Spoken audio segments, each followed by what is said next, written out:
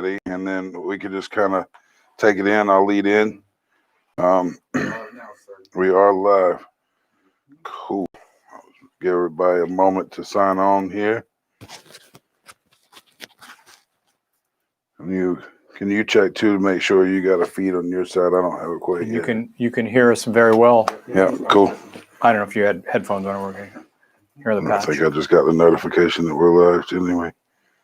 So, hello everyone. Which camera am I? I'm right here. What's up, everybody? Welcome to a very special edition of Let's Be Blunt. We're coming to you live from the studio here in Charlotte. This has been long overdue. Dr. Faris is going to be joining us today, Dr. Gerald Faris, and I'll introduce him in a minute, but you guys might remember back from about a year or more ago, we did a live show Q&A with Dr. Faris from our Mooresville location, and it went very well. And ultimately, we have a little better studio here, Basel back here helping us out with the live feed, a little better production. But, you know, look, it's been a rough year by every measure possible. It's been a rough year. COVID is just part of it, really. But, you know, overall health is a real front line, I think, for 2020 is make everybody take a real look at their own health and where they stand and what things they're doing to remain physically active and mentally healthy. And it's been a really tough and challenging year in all aspects. And I think it's something we've all experienced this year for the first time. So we're all in a bit of a survival mode. So I thought it'd be a great idea to invite Dr. Faris back on, and I'll introduce him here in a minute, to go ahead and just answer overall health questions. A lot of people can't make it to their doctor right now. A lot of people just kind of lost, trying to figure out what's fact, what's fiction, what's true, what can I believe in, what's going to keep me safe. And look, we don't have all the answers. Dr. Faris obviously has a lot more than I do, but we're going to answer everything to the best we can. And I hope during this segment, you guys write in, ask any questions you might have for the doctor, and lay it all out there. We're here to learn together. So without any further delay, Dr. Gerald Faris, he is a doctor right here in Charlotte, and I'll let you take it over. You're an ER doctor. You also I've been an ER doctor from a long time. Long time, yes, sir. He came introduced, recommended to a couple people, highly recommended. But he helped my business partner Dan and myself to get on the healthier path. Dan remained on the path. I got distracted. He's lost over 100 pounds. I'm very proud of you, Dan, if you're watching. But Dr. Faris is overall, he has a lot of acronyms after his name. I was looking earlier at his bio, and we'll post that later for you. Ultimately, tell us, what is your background? What is your knowledge base? What's your focus? And what have you been up to for the past year? I've been a medical doctor for now 28 years. So didn't fall off the wagon yesterday. Yeah. I've done emergency medicine for all 28 years of that. I've gone back to the front line. So, I see coronavirus in my face every night, every day when I go in. I worked last night. It was nothing but corona all the time. But my passion is healthy living. So I went back and got a second board certification in anti-aging and regenerative medicine, or a concept you hear maybe as functional medicine or integrative medicine. So that is my passion. That's what I've been practicing for the last 10 years in my own clinic, really trying to teach people this concept of we really need to be healthy. We need to make an investment in our health. Sure. We invest in cars and we invest in boats and houses, but how many people are really making the investment in their health? Sure. Unfortunately, this year has kind of brought forth this idea that maybe our health is important. Yeah. I can tell you coronavirus is ravaging this country, and the people that are not healthy do poorly. Sure. But, so again, my message is I'm all about how do we deliver to you the information for you to be healthy? And I use real, I'm big into supplementation. I became very fascinated in the world of CBD when I took my first coursework about 4 years ago. I went to a national conference and they sort of kicked off this idea of talking about CBD and it was on the last day, and I walked in and it was standing room only. There were 400 physicians listening for this. So we knew that CBD, cannabis, however you want to call it, had an incredible upside. And now it was just, how do we get the science to you? How do we get the information to people that this is real therapy for a whole lot of people? Sure. This is not, this is not, I'm sitting under the bridge smoking a doobie, I mean, God knows we all did that in high school, but this is more than that, because we're going to find that cannabidiol and CBD and cannabis and the extracts are going to be huge medicinal players in the future once we get through some of the legislative and regulatory issues. Sure, and that's something you and I have had a conversation back in the past, is ultimately to these studies and things that we always knew something about, but most recently we're finding out, and you and I briefly talked about it before we got started, we're finding out that not just the cannabinoids of the plant are effective in our body, but we're also finding out that terpenes within the cannabis plant are playing a major role as well. So let's go full circle. You said you're on the front lines of COVID and the front lines of all this. Ultimately, I got questions about this. You're seeing studies now that's showing that CBD or cannabis could ultimately help reduce inflammation and some of these harsher effects of COVID. Is there truth to that? There's there more studies? So, yeah, that's a great question, and it's very, very timely. So we have to understand that, first of all, the human body has something called a ECS, or a cannabinoid system. We have built-in receptors in our body. So we have to first understand that there is a place for this, okay? Sure. Now, I don't want to get too far into the science, but we know that there's CB1 and CB2 receptors, and they're actually finding more and more. But to get to the point of coronavirus is a disease of immunity. Okay. Because what happens is the virus enters your body and then creates this gigantic immune reaction. And how well your body deals with this immune reaction is really how devastating this disease will be for you. Wow. Okay. So anything we can do to upregulate or make your immune system stronger, or help you once it hits to make sure your body does not get overwhelmed, allows you to make it through this disease more like the common flu and less like the disaster we see every day. Wow. Okay. And I guess it's terrifying for everyone, but mind you're probably more jaded to it. But I guess what's most terrifying to myself and the people I've spoke to about it is the uncertainty of, am I going to be asymptomatic like some of these folks, or am I going to be on a ventilator and passing within a few days? And has there been any rhyme or reason besides underlying health issues of, like, are there different strains of this? Are there different strengths? Is it a matter of the exposure you're getting? All of the above, and realize there are 15 strains of this current coronavirus. I know. Wow. And now they've found this new one that came out of UK and has now been seen in Colorado, wow, which is it's not more deadly, but it spread. Let me kind of talk to the listeners about this.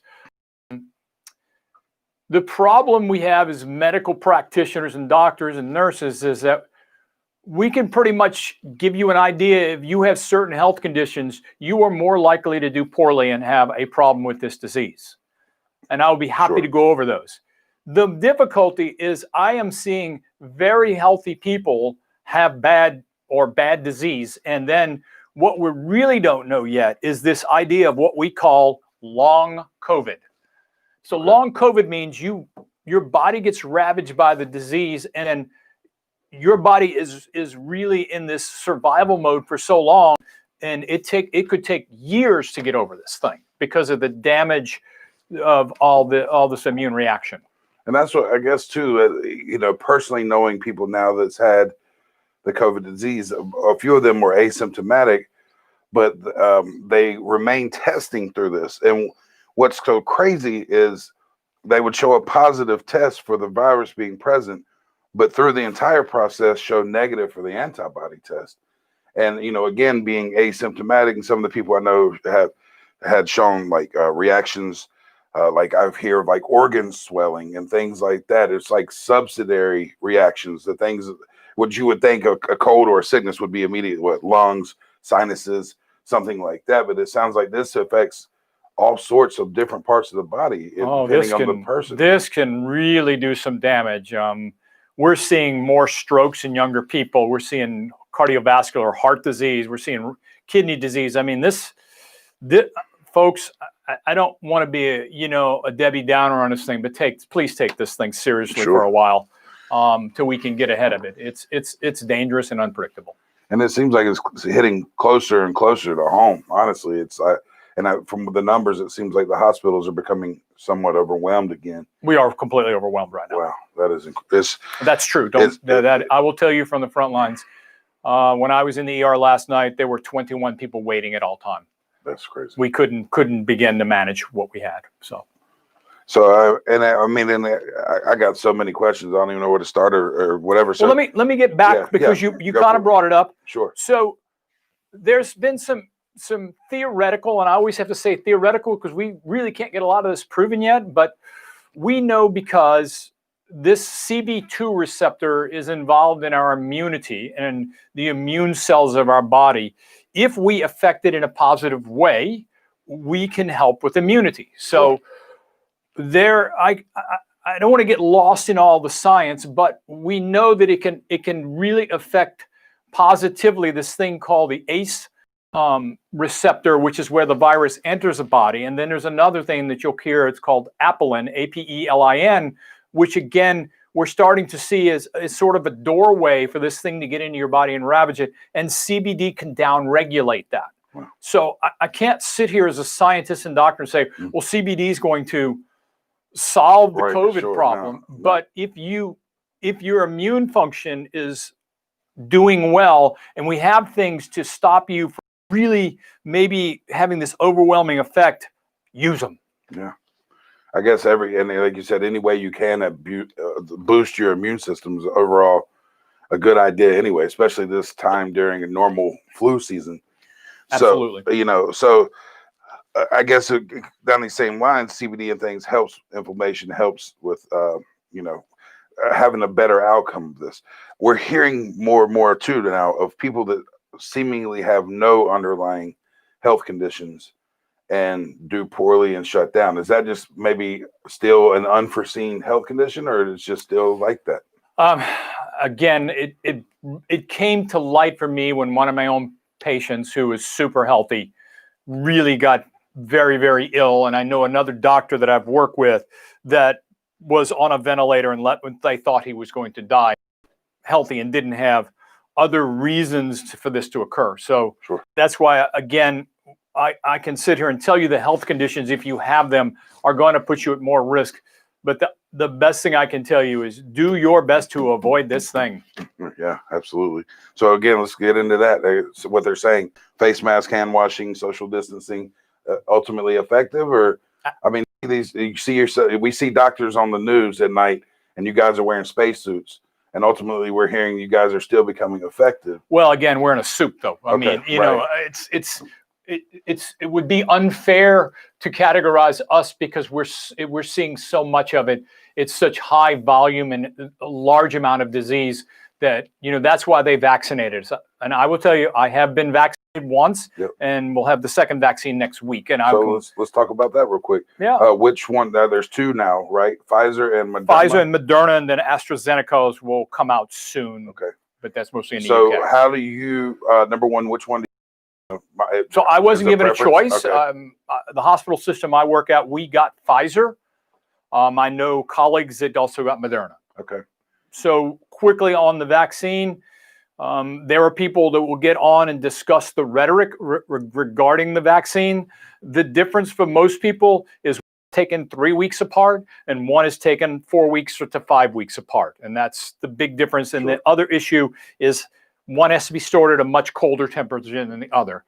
Shelf life. Beyond that, there is really no difference. So it has to be constantly stored at a certain temperature, so a very sensitive shelf life. Correct. I imagine probably very short shelf life as well, or no? Again, we will see that some of them can last months, but again, these vaccines will get used up fairly quickly. So have you taken, this is, both of them are 2-part vaccines? 2-part. So have you taken both parts so No, far? again, I've had the first. And okay. I get the second next week. So that's cool. So, and I'm hearing once you get this vaccine, it's still recommended social distance, wear a mask and all that, or, and I guess for the vaccine to take effect as well. Right. Where so it's effective. Cover that and try to, let's be blunt on this thing. Sure. Folks, understand this vaccine does not prevent you from getting coronavirus. Right. Okay? This was a brilliant piece of science that is stopping you from getting the overwhelming reaction by affecting something on the coronavirus called the spike protein. Okay. When you look at the coronavirus and you see the little things, those are spikes. That's what causes everything. Okay. So this vaccine sort of insulates your body against you having this overwhelming reaction. So you could still get you can get a corona vaccine and still get coronavirus, but you're less likely to have the overwhelming immune response and reaction that could put you on a ventilator and lead to your demise. Wow. Okay. So then, wow, it's so crazy. Let me also finish on that. Yeah, go for it. Yeah. Because there is lots of rhetoric being out there about microchips and barcodes and this and that. And folks, other than the ones we carry around and talk on every day. These companies, you can go on. I can get you all this information. Their only thing in this vaccine are some preservatives like potassium citrate. There is some fats, some lipids to help it carry it, and there's the vaccine or the mRNA itself. They are, to our knowledge, and they even interviewed all the people that would potentially make these chips. Right. None of these, that is not true data, so don't let that keep you from getting a vaccine. And sure, I'm going to go ahead and be blunt again, and please get the vaccine. Yeah, we need to eradicate this disease. This is my wife and I. We talk about often between us. We have 2 small children, and we often have gone back and forth on vaccine and things. And ultimately, our personal beliefs feel like we're probably over-vaccinated, but at the same time, we don't deal with a lot of things we used to. So obviously, it worked in some fashion. Of polio is no longer really an issue, or smallpox, or things like that. So even with it having the 19, does that mean there's 19 one, or is it 19 just the number 19? Does that specify it to a 19 is based on the year it came out. So that's where you get wonder how that coronavirus works. 19. So that's where it is. All right. Wow. Coronavirus as a on for a very long time. This was especially let's get this politically right. Sure. This was a specific virus that had great infectivity and created a huge immune reaction. Okay. But we've dealt with coronavirus for 50 years. So coronavirus is not anything new. Right.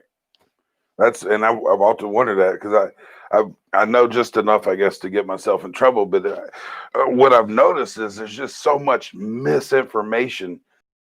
At the beginning of this thing, we had part of the government saying wear masks, not our own Surgeon General saying they're ineffective. Dr. Fauci saying wear them. So what would you say is the most credible source right now for this information besides yourself? How would people like Bassell and myself, where would we go besides talking to our own doctor? Where would we go to get this information? Information could be on the CDC. Okay. And they're pretty reliable. And I got to tell you, the CDC fumbled the ball in the beginning. Sure. But they're credible. I'm not a big fan of Fauci, but he's pretty credible. Okay. The rest of the government, I don't trust. I'm sorry. Sure. I don't trust government very much because they have an agenda. Yeah. So, and that's I think that's where the fear comes in, because my wife and I, again, we talked about it for ourselves. We get the vaccines for our children. For the last few years, I've got the flu shot, where I was against it for so long. But her and I discussed it, and I think for ourselves, with being an overweight person that was a lifelong smoker, I'm probably not going to do well if I came down with this virus, I would guess. So we take a lot of precautions anyway, but I think personally we've decided. So do you have, like, going into this, you had no choice? Oh, I have choice. Well, well, I have choice. You have choice. Well, we all. Let me, and we'll finish on the vaccine because people are tired of hearing about it. So I chose to get the vaccine because as physicians, we felt we had to be in a position of leadership. Okay. We needed to take it and show the rest of the world, okay, we took this thing. And I now see more people that are following us. Sure. But if we didn't lead, I find, God knows, I'm really disappointed in our leadership of the world right now. Sure. So somebody needs to pony up a little bit. Step up. And we did. Right. As far as people getting the vaccine, and again, you won't be offered it until the end of Q1, maybe Q2 of next year. These are the people I will tell you to be careful with. Okay. People that have had known allergic reactions to certain things, especially big allergic reactions. People that have autoimmune disease. We really don't know the answer on pregnant people. We think it's safe under 16, but it's never been tested thoroughly under people on 16 years of age. The first vaccine, I had a sore arm. The second one is the one where you're more likely to feel something and get a fever, body aches, and flu-like symptoms. I will be happy to tell you on the next what happened after the second one, but that's next week. That's cool. So is this something that's effective treatment once you've contracted the virus? Absolutely. Again, I can tell you anecdotally, one of my nurses got the vaccine, coronavirus, in the last 45 days. She had a rough first day from the vaccine, but we still think for those of us on the front lines, those of us at risk, the vaccine is the best way out. That's the vaccine. Okay. So, I mean, again, so if you didn't choose or wasn't chosen for you, would you recommend people maybe go through some kind of checklist to figure out which one would be best for them? Again, it's what's going to be offered. Yeah, both. Okay. I think they're so equivalent. It really. So I guess without getting too far in it, what do you take? Ultimately, take people's blood or something that's breaking it down. How you come up with a vaccine? You find certain, I guess, particles. That's how we used to do it. Okay. This was how does this work the most incredible win the Nobel Prize of how they did it, because they basically figured out the genetic piece of it and then spliced all these genes. I mean, basically made a genetic code. Wow. It's just incredible science. That's really incredible. I've always wondered like this. And this is going to be one of the new waves of the future to eradicate other diseases beyond coronavirus. That's what I was wondering. It's pretty fascinating. And it's almost like I said, I always wondered if we had kind of a conglomerate of resources we're putting through this, because it seems like everybody's kind of been outposted working on separate things. And it seems like the whole science and medical community came together in an emergency session to make this happen. Am I correct in that assumption? You're absolutely correct. And you also need to understand that the research on what we're doing, which is these RNA viruses, has actually been going on for years now, but the funding stopped, and this stuff is expensive to try to. I can imagine. But this is brilliant science. This is Star Wars. So, I mean, Absolutely. So, man, what a bunch of notes. Yeah, enough Corona. I'm reading some of these comments. And hey, everyone, thanks for joining us. But if you guys have any questions for the doctor, feel free to join in and type them as well. We're going to keep spitting knowledge. He's going to keep sharing all kind of fact-based knowledge for us. But as we're doing so, if you got any questions, feel free to write in. And again, thank you guys for joining us. So ultimately, there's not a lot of you out there, Dr. Faris, that even look towards the cannabis world. Is that another fair assumption, I would say? It is a fair assumption. And again, this is back to lack of knowledge leads to ignorance. Sure. And so I just became very fascinated in it. And then when you start doing the research on it, you start to look at it in a different way. Right. And that's always been my argument. Look, give us the ability to test these products. So give us the research and development, the science behind it. If we find out it's somewhat harmful for us, which we all know it's not, I'll be the first one in line to say, hey, we were wrong. And now we're finally getting these opportunities to figure out the testing and stuff. So on a medical level or on a national level, is there any specific studies that are now underway or planned for the study? Well, we're getting more and more, and there's being more money allocated. I can tell you in 2018, there were 644 published studies on cannabis. I mean, that's an incredible number of studies. So for someone to sit there and say, well, there's no research on this, it's malarkey. Or we can use another word. But there, whatever you want. Yeah. The difficulty where we run into as scientists is the world wants a certain type of research done, and because of how we're doing this, the research numbers are smaller. It's harder to recruit people. There's less monies involved in research, and so we're seeing a lot of what we call lab research on rodents and whatnot, and then we try to bring, well, if it worked there, it could work here. We're starting to see preliminary studies, and then it's up to clinicians like myself who use it to say, okay, I've used it on people with Parkinson's disease. I've used it on people with ALS. I've used it on people with, Alzheimer's, and this is what I saw, right? I mean. So are you able to prescribe yet, or just still recommend? Well, again, I recommend. I'm waiting for the state to get on board, right? And then I will, when they allow us to do the prescription medical, I will certainly get in line and get that license. That's awesome, because I mean, from my experience, and it's getting better. Ultimately, you go to a physician, your own physician or other physicians, and immediately, literally, I went to a doctor's office one day, ran into someone.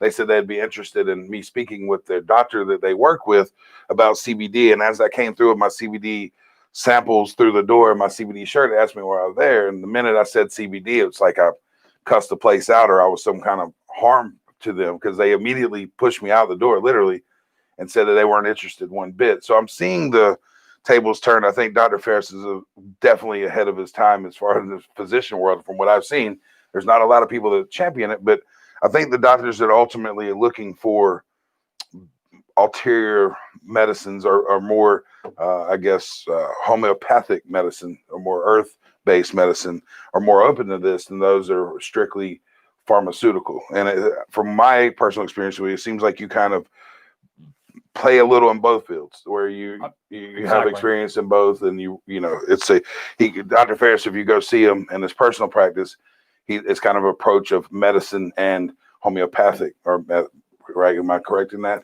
It's not true homeopathic. Right. But we use alternate and complementary things.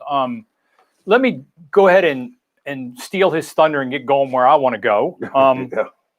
So COVID has also brought about significant issues with mental health. Yeah.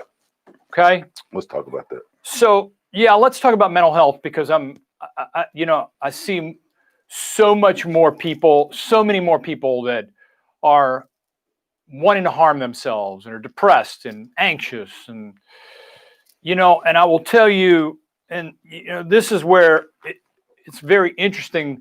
The easiest thing for a clinician to do is write you an antidepressant. Right. 70% of people that take antidepressants get no effect from them. Okay. That's a large number, yeah. So I had to get my head out of the sand and go, you know what? Is there an alternative therapy? CBD is an alternative therapy for mental health related issues. It has now been proven. And how so, doctor? How does it help us? I know the effects of it, and I see it myself, but I guess scientifically, in layman's terms, how so? Okay. Again, we start to use these plant-based products that create this thing called an entourage effect, which, if you haven't heard that, look it up. It's very important. And CBD does not get in and what's called bind the receptor completely, but it affects the receptor in a positive way. So now it starts to turn on certain receptors or things that make certain chemicals that are positive for you. Okay. You'll hear these things, the dopamine and the serotonergic and GABA and glutamate. And I've heard all those terms. Yeah, and we're seeing that CBD modulates, because that's what it is. It's a modulator.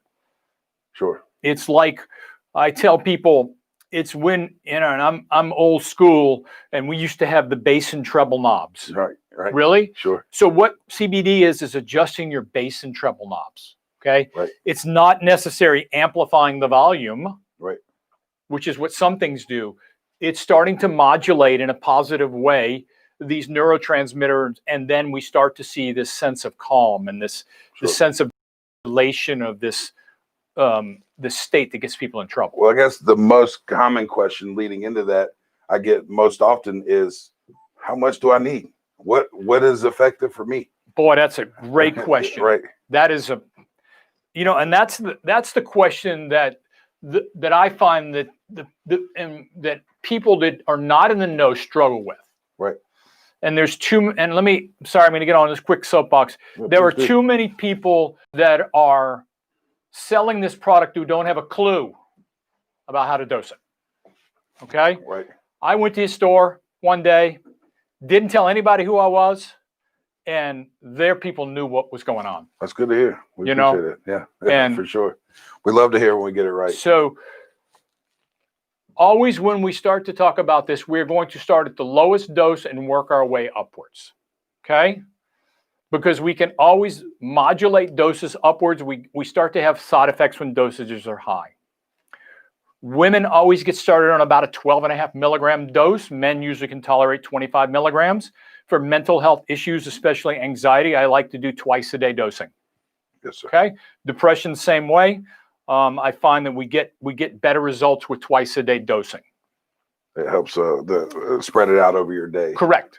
But that doesn't mean that's your final dose. We have to kind of find our way on what is a specific dose, because I can assure you he and I will need different doses. Yeah, for sure. And Bracell and I will need different doses. Yeah, for sure. Not just based on size, but about on right metabolism. Now, my dosing is ridiculous for those that are wondering, but and it does have some side effects for sure.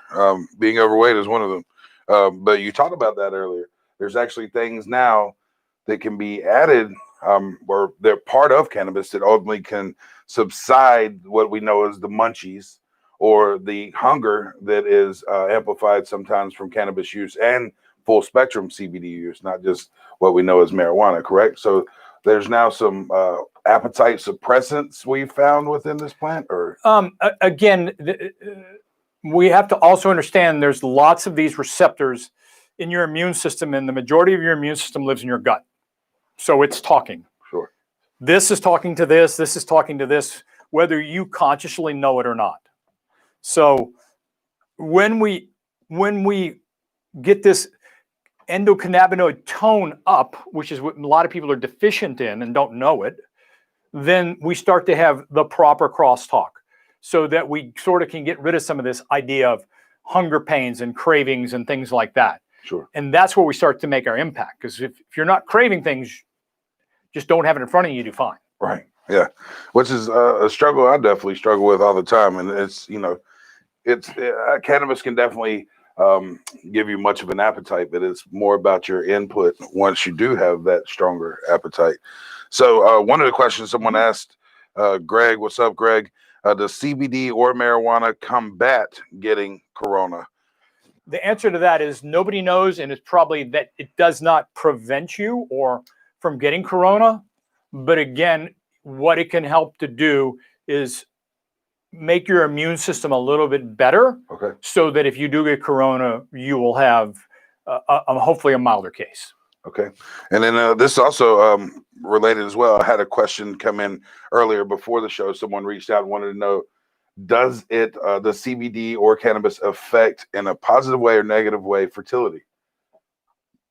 Is there anything we know? That's been looked at quite a bit.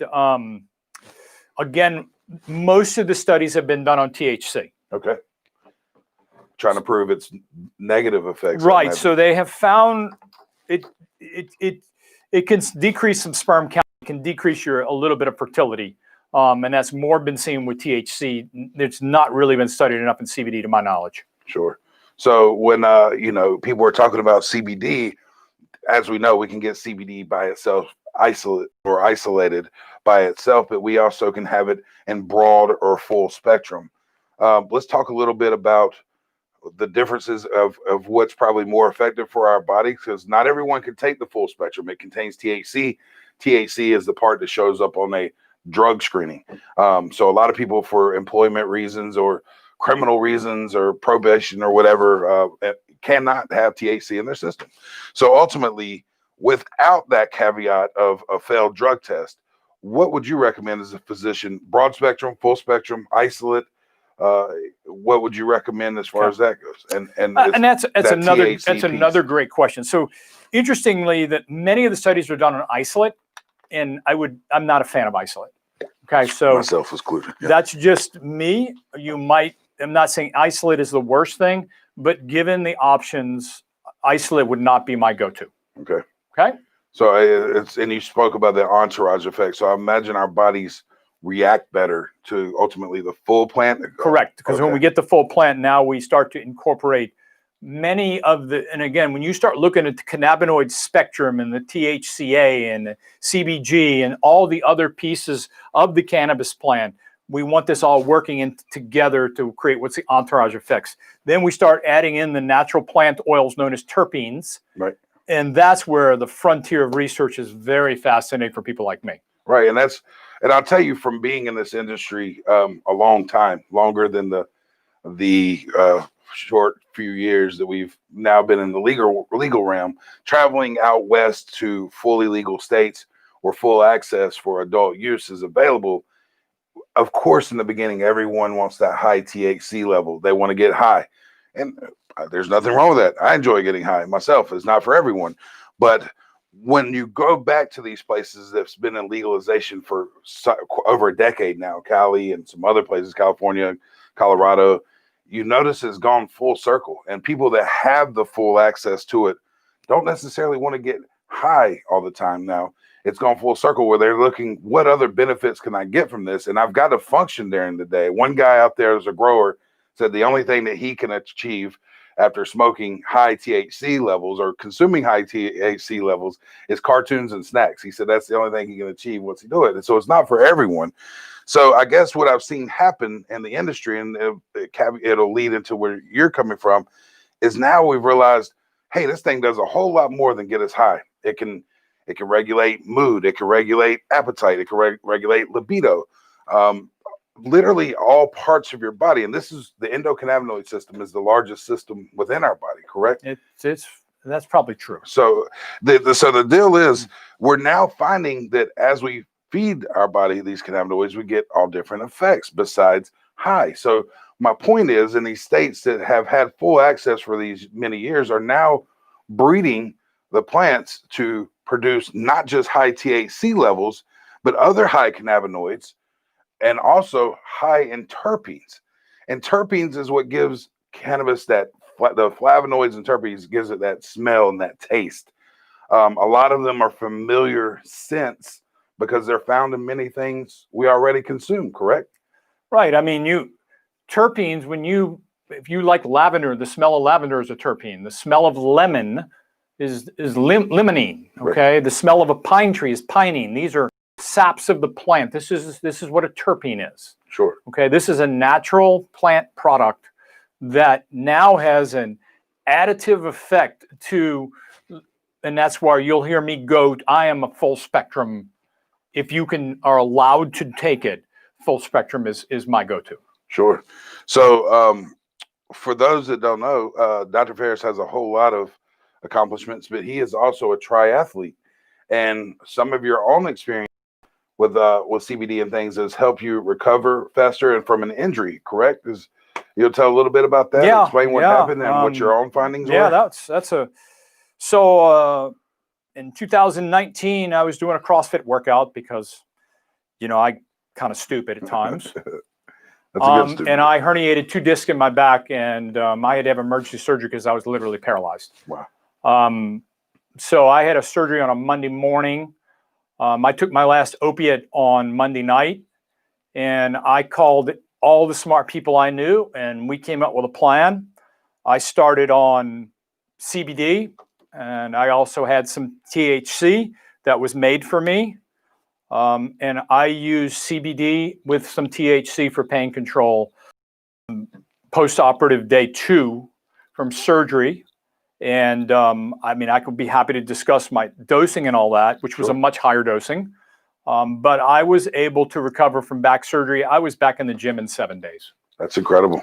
From being paralyzed. That's really incredible. So. And then without the side effects and the addictive possibility of addiction from opiates. Opiates are a mess. Right. It's probably. I mean, you need them when you need them, but right. they're a mess. Yeah. It's from what I understand, it's an incredible tool if used properly that could quickly be less effective and harmful. So I was taking upwards of 150 milligrams a day of full spectrum CBD, right, and around 5 to 10 milligrams a day of THC. Awesome.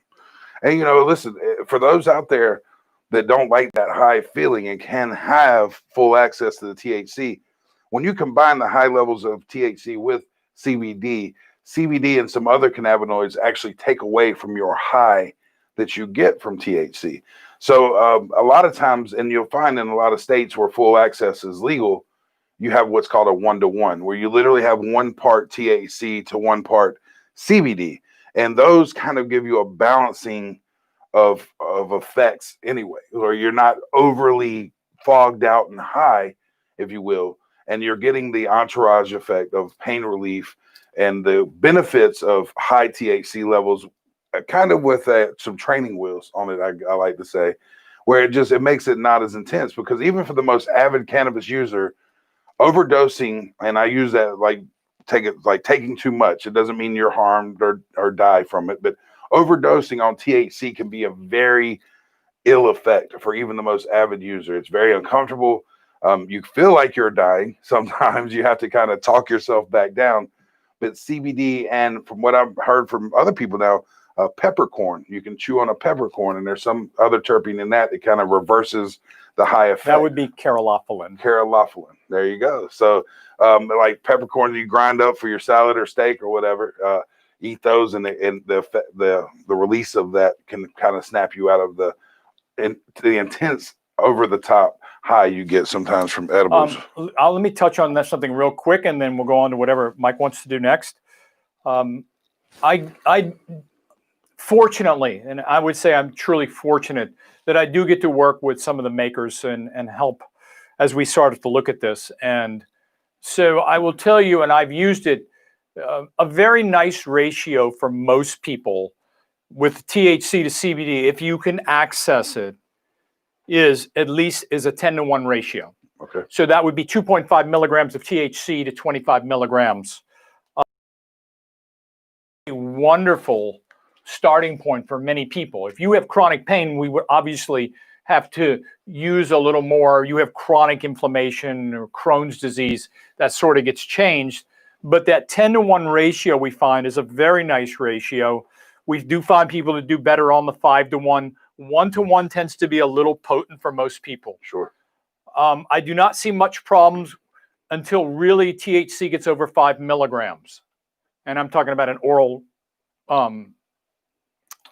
tincture. Yeah. And we start to see euphoria at about 5 milligrams. And then once you get above 10 milligrams, almost definite euphoria.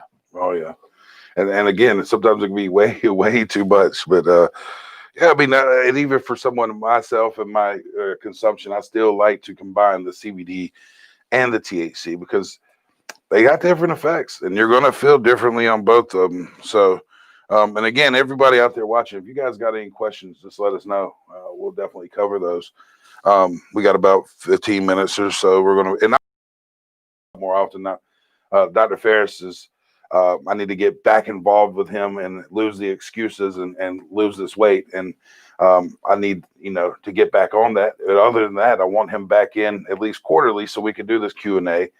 And as we learn more about viruses and cannabis and anything in life, he'll come in and share it on us. So anyway, so with all that being said, the cannabis in this state is in a weird space still where we're trying to get full access and things. Where's the guidance as long as from your employer? Where's their stance still for nurses and doctors and their acceptance of these? That's very interesting. I will tell you, at least in the hospital I work at, and I've had discussion with one of the managers, and we've discussed the science behind it. Sure. And if you are under my care and I prescribe, lack of a better term, cannabinoids to you, and you do test positive, I would write you the letter saying this is medicinal. Awesome. So that's where we have to start to consider this as, this is medicinal therapy. Sure. I can't say that for all employers. And I get that question a lot from, back when I was in the store, but from people ultimately that know me and know about the CBD store. That's one of the most common questions too is, what can I do about the drug test or whatever? And I often tell people, be honest with your doctor, right? A lot of people lie to their doctor from what I found out. Like, it's kind of embarrassing to tell the truth, but if you don't tell the doctor the truth, they can't help you. And I tell people often too, you'd be surprised how much more effective going to your HR department or your boss on the front side and saying, hey, I'm considering this as a treatment. My doctor thinks this is a good treatment for me. Would this be something that I could get an exception for? And we have customers that come in our store that are active law enforcement, active military. I take care of state troopers. I mean, and they use THC free, right? But they use product. Sure, and be very sure of what you're taking, because if you don't know, THC free, it has to be certified. We have everything constantly tested, but make sure you know your source, because sometimes there can be THC says there isn't. Our products that are THC free constantly test to be so. So, but know that. But also, again, if you tell your physician, if you tell your employer, if you're upfront, usually they will write you a letter or something saying a certain amount of THC can be present in your system. Does that, I guess, does that open up any kind of malpractice issues or anything? Are you covered from that, or is there any kind of national? That's all. Nobody knows the answer to right, that. Okay. Again, at the end of the day, if I do the right thing, it's all good. Sure.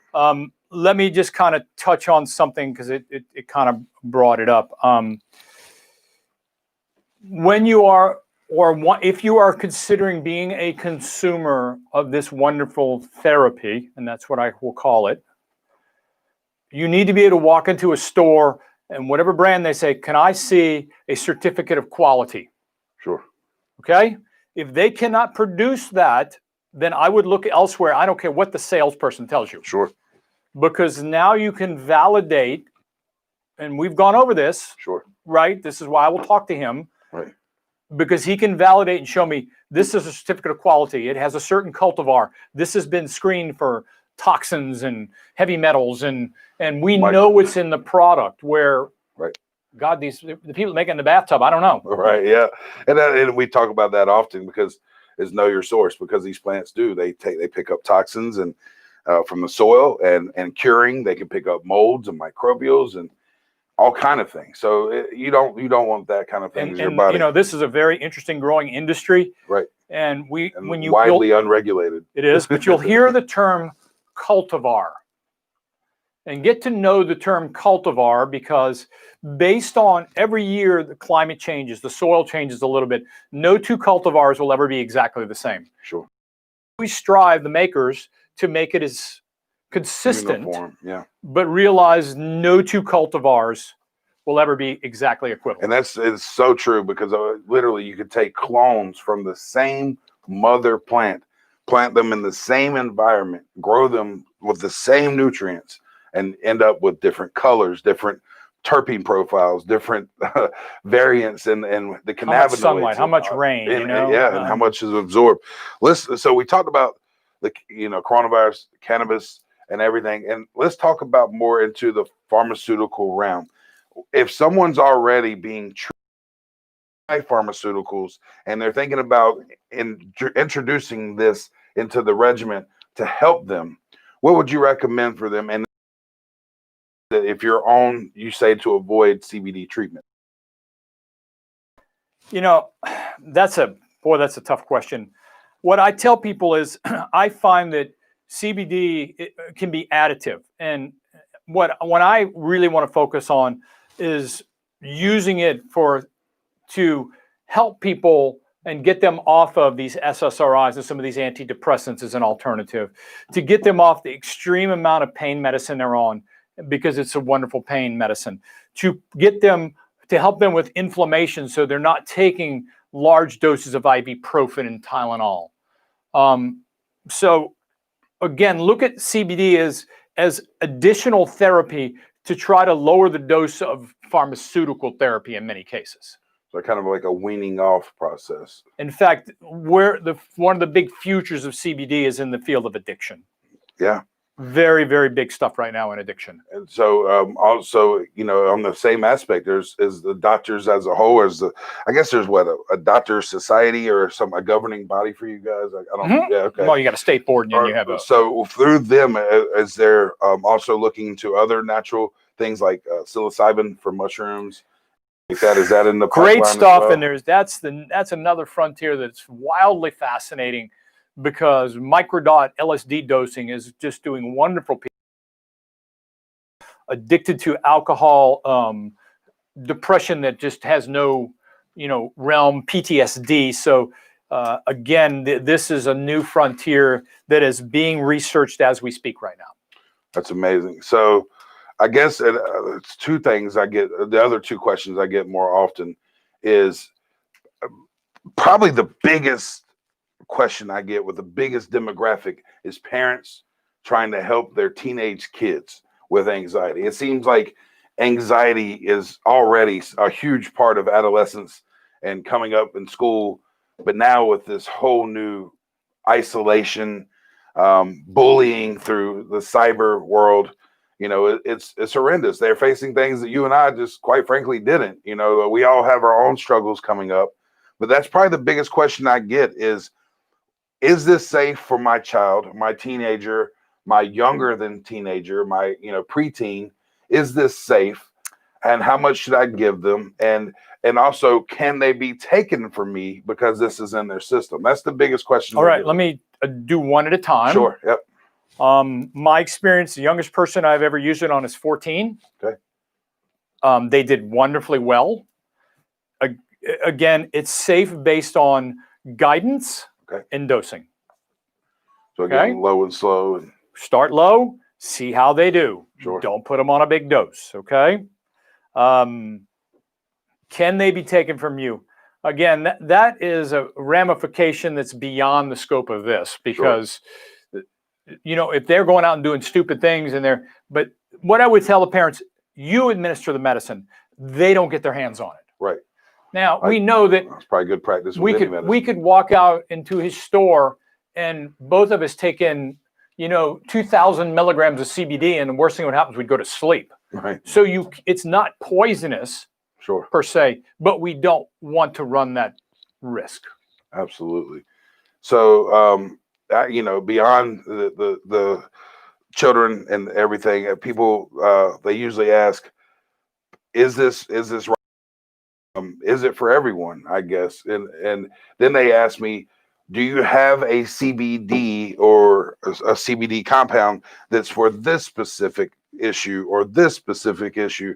Where overall, this is pretty much like not a fix-all, but ultimately it helps with overall health, correct? Or is there any specific cannabinoids? I know CBN or CBG sometimes can be better. And again, the true answer to that is now we're starting to see these companies that will put together an anti-inflammatory piece of it, where the cultivar does certain things, then we add in turmeric and black pepper, and then that's more anti-inflammatory. Then we'll start to add in these other terpenes in higher doses, starting to now modulate or direct this for more anxiety or mental health, more for pain, more for inflammation.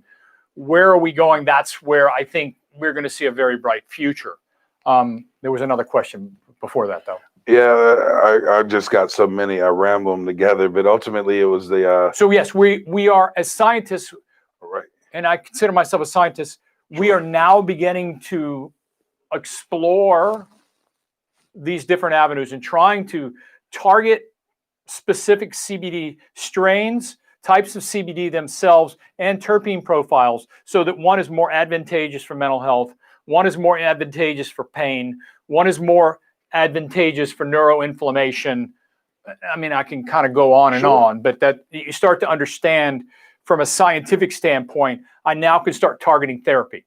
Sure. Because CBD is a modulator, it works on the whole piece of it.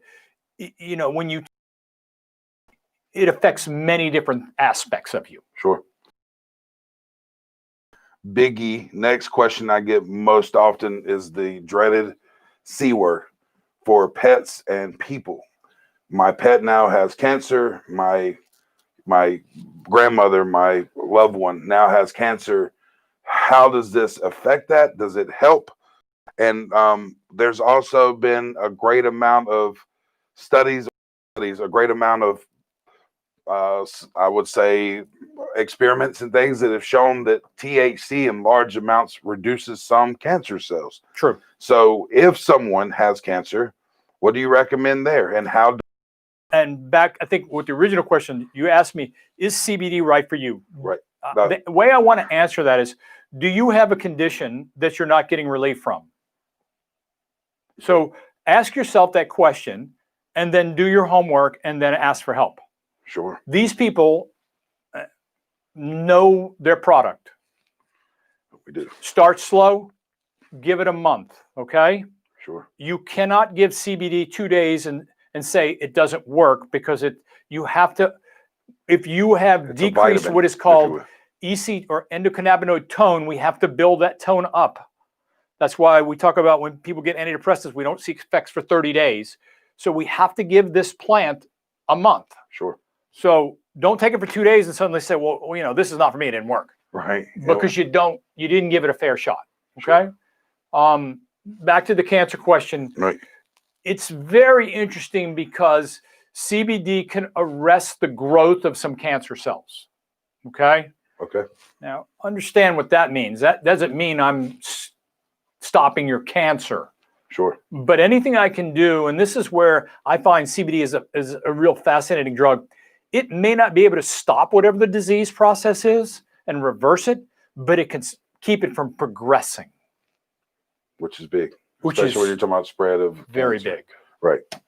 So that's, for those out there too, do your research too with Rick Simpson and Rick Simpson oil. It's a natural extraction method of cannabis, probably its most intact form that nature intended. Basically, it's an alcohol extraction where you do an alcohol tincture and then cook off the alcohol, and what you're left with is a gooey substance of cannabinoids and terpene profiles that have shown pretty effective. Mr. Simpson has in treating some cancers. So overall, don't wait until that diagnosis of cancer or something's wrong. If there's absolutely nothing wrong with you, it's still a good idea, I tell people, to do a small regimen, a small dosage, because ultimately this is still an overall regulation. And if you're anything like me, one day you wake up and you're 40 years old and things start to hurt, and you start noticing body changes and things when you turn 40.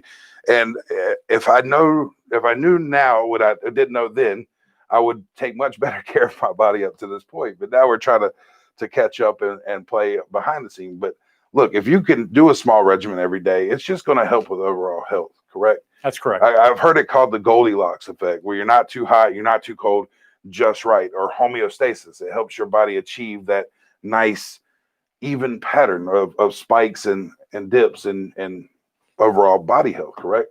Again, great medicinal therapy, great therapeutic effects. I can't tell you this is for everybody. Sure. So we're going to be rounding up the hour, and I just want to give you a minute to look, if anybody out there is interested in speaking to Dr. Faris on a personal level, or going to his practice to get into a better health routine or whatever, it's highly recommended. It came highly recommended to me. If I weren't so stubborn and didn't make so many excuses, I would have been on a much better path this year, which I plan on doing in 2021. But ultimately, how can we find you, Dr. Faris? If someone wants to come check you out, sit in your chair, get on a better health plan, health path, how can they do so? So my office number is 704-786-4970. Do that again, one more time. 704-786-4970. Awesome. They can contact us directly. I'm jerryfarismd@gmail.com, and my web address is gefarismd.com. That's awesome. Also known as Dr. Danger. I love that. I love the Great nickname there. Yes. There is. So yeah, Basel just posted the phone number up there for you. And look, guys, we're going to try to do this again more often. We all have so many questions. And again, it's hard to find credible sources.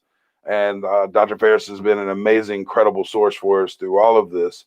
And, I thank you so much for being on the front lines and your colleagues as well, because this is absolutely terrifying. It is for me. It is as a business owner. It's been that delicate balance between being successful business and not putting staff in harm's way. And I feel like we're constantly dancing between that balance. But ultimately, people are handling it well. Our staff is simply amazing. I can't say enough about you guys. For those watching or will watch later, you guys are the real magic behind this. But the front lines is a special, challenging place right now for everyone, but especially doctors and nurses, and that see this absolutely ravaged mess every day. But thank you for taking time out your busy schedule to be here.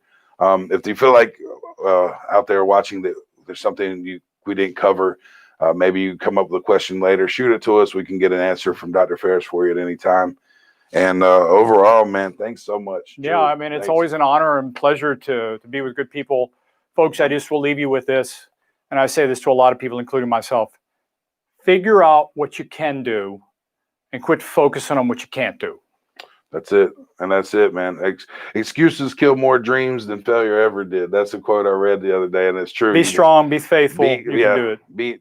Don't be fearful of failure. Failure is literally part of success. So I myself had taken this year to mentally get in a better place. And coming into 2021, it's all about physical for me. I want to get into a better physical state to be here longer and be here for my children and my wife. And hopefully with the guidance of Dr. Faris and the accountability of you guys, we're going to make that happen. Him being accountable to me, that'll be hilarious. Yeah, I'm trying to get better. But listen, thank you, everyone. We're almost through 2020. Holy shit, what a year. Thank you, everyone, for being part of this. Thanks for your support. And you guys are the absolute reason why we're here and successful in what we do. So thank you. We're almost through 2020. Not that 2021 is going to be the ultimate fix, but at least it's a fresh start. And we have the vaccine with the wind at our back now to get to a better place. So thank you again, Dr. Faris. Thank you all for joining. We'll join you guys again soon. Love you all. Happy New Year. Happy holidays. Thank you. Awesome. And we're off.